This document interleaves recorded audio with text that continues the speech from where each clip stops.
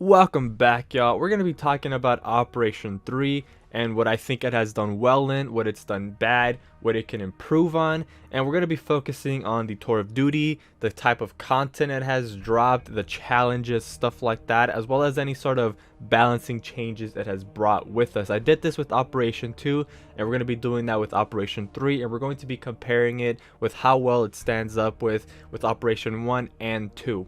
I decided to wait a week to make this video because I knew that the first week was going to be filled with tons of issues. Operation 1 and 2 had quite a few bugs when it was first released, and I just had a feeling that Operation 3 was going to be the same, and it was, and I didn't want to make my initial judgments based off of that. But we are going to be talking about it anyways because I do believe it affects Operation 3 as a whole.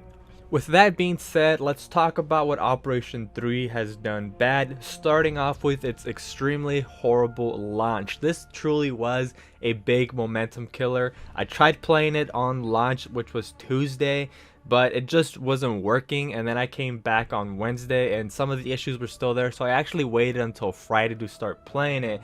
And if you don't know what I'm talking about, it's that nothing was being tracked. Your stats were not being tracked, nothing was being kept, in the records. Your daily challenges, your tour of duty medals, not even XP was being taken progress. You weren't making progress towards any of that. For example, I had a few daily challenges that I wanted to get rid of in one go. It was complete a round of Horde, get like 15 kills with an assault rifle specifically, and I wanted to start working towards one of my tour of duty medals, which was to get, I think it's like 300 or 350, something like that, 350 assists with a specific character in Horde. So I was like, all right, I can start working towards that medal in particular while getting rid of two of my daily challenges. So I hopped into a Horde and I started working towards that. I hopped into a custom Horde lobby and I got my daily challenge with the assault rifle like right off the bat. I killed my enemies and it popped up in the bottom right corner. It said, this challenge has been completed. I'm like, sweet, let me switch over to just getting assists. I made sure to get nothing but assists. I would shoot the enemies a couple times, let my friendlies take care of them, and then we completed all 50 waves. And once I completed all 50 waves, it said you've completed this daily challenge as well. And then we got stuck in the post lobby screen. We were there for a little bit and it said failed to get results. I'm like, all right, cool, whatever. And then I quit, or I think it just kicked us out. We went back to the main screen. I went to check my daily challenges. It said I had only killed like 3 people with my assault rifle. I had not completed a round of Horde, and I only had less than 10 assists, made progress towards my medal. This was very infuriating because I tried it again. This time I hopped into a private Horde lobby and I made sure to just kill enemies with assault rifles, and then I quit as soon as I got the daily challenge completed. I went to go check on it and I had made no progress on it, even though it had just told me that I had completed this challenge. So yes, it was very infuriating. I know I wasn't the only one that had this issue. Basically everybody that I know had this issue, so that was really bad. As I said, it was a huge momentum killer for Operation 3 in my opinion. Alright, next issue with Operation 3. This one is fairly minor, but I know quite a few people do care about this. But it took them quite a while to start handing out ranked rewards. I personally don't really care about the skins. It is nice to get a skin depending on which placement you get, but I don't use skins unless I have the full set, which we'll be talking about in a little bit. But it took them a couple days for them to start giving people those skins. I think I got mine, I didn't get mine until the weekend, if I'm being honest. Some people were getting them right off the bat, and other people had to wait quite a few days. So yes, that was fairly bad. In previous operations, they gave it to you as soon as a new operation started, so I don't know what the problem was this time around. It's something very minor, but still something I have slight issues with. But let's move on to talking about the new map and Gridiron, arguably the biggest things introduced in Operation 3. And we'll start off with Pahang because the community seems to be split on whether or not this map is good or bad. I'll start off by saying that it really isn't anything that we've seen in a Gears of War game before. It reminds me of Bullet March a little bit as far as thematically, but it is still like its very own thing. But before I start tearing into this map, let's talk about some things that I like. First off, I like how there is like tons of foliage and grass and stuff that you can actually hide behind. Not necessarily take cover, but I've gotten quite a few sneaky plays where I'm hiding in a bush and you know the enemy doesn't know I'm there, and then I go in and get like a nice little double or something. So that is actually pretty cool. As I said, not really something that we're used to seeing in a Gears of War game. And the only other thing I like about this map is just the way it looks. You know, the atmosphere of it, the detail in it. It looks like there's some sort of story going on with the altar and like the ritual taking place in the middle. I think that's pretty cool. But now let's talk about everything that is just wrong with this map.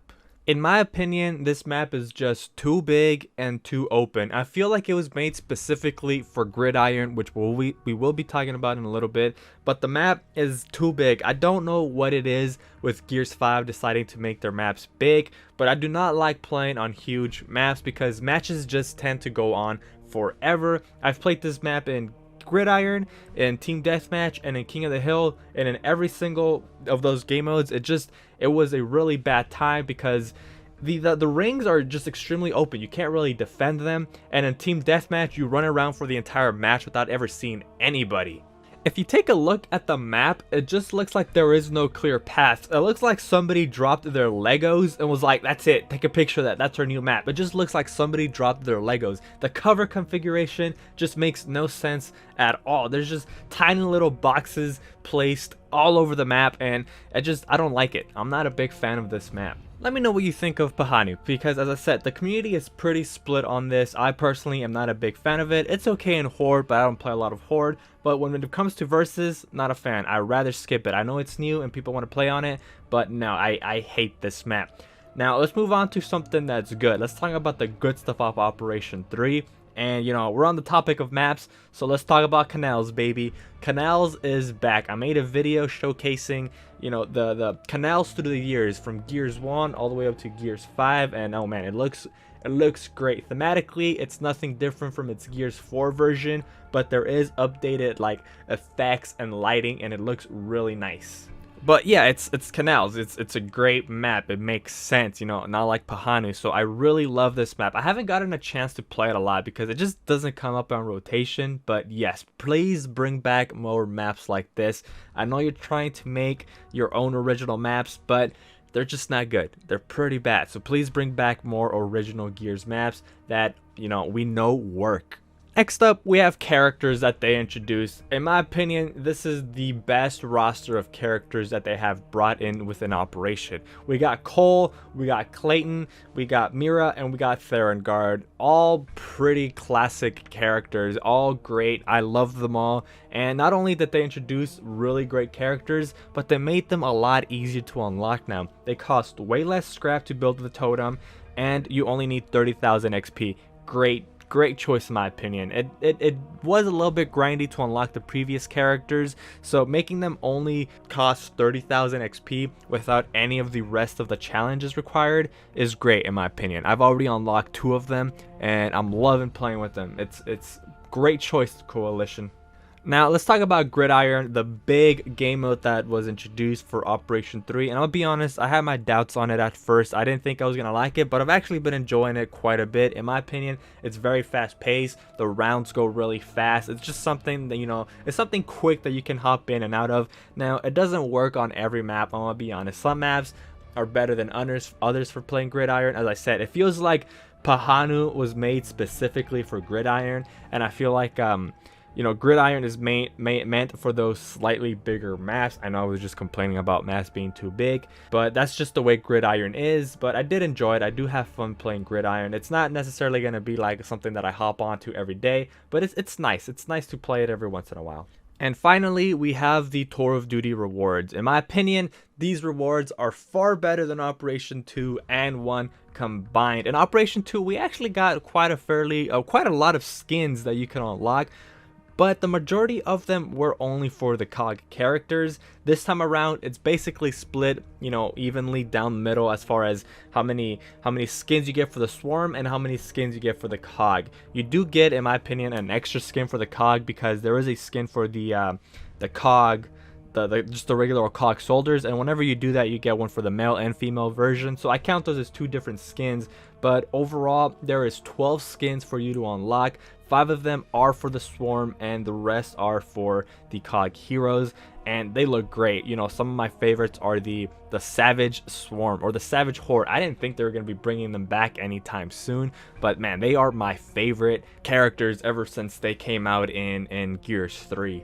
Alright, that's basically everything. So final thoughts. Overall, I think Operation 3 is better than Operation 2 and Operation 1. So it looks like Gears is going uphill again. It's starting to get better. Operation 1 was not very great. Operation 2, they tried their best. And Operation 3, it looks like they're finally listening to the fans, because I forgot to mention, but some of the medals in Operation 3 were too grindy, and the coalition was like, alright, we hear you, we're sorry, and they changed them and they made them a lot easier for you to unlock. So it looks like the coalition is finally listening. And you know, I see quite a few people in my comment section saying things like, I haven't played Gears in a long time, is it worth getting back into now? And yes, I would recommend you get back into it in Operation 3. It looks like they fixed a lot of what was wrong with Operation 1 and 2.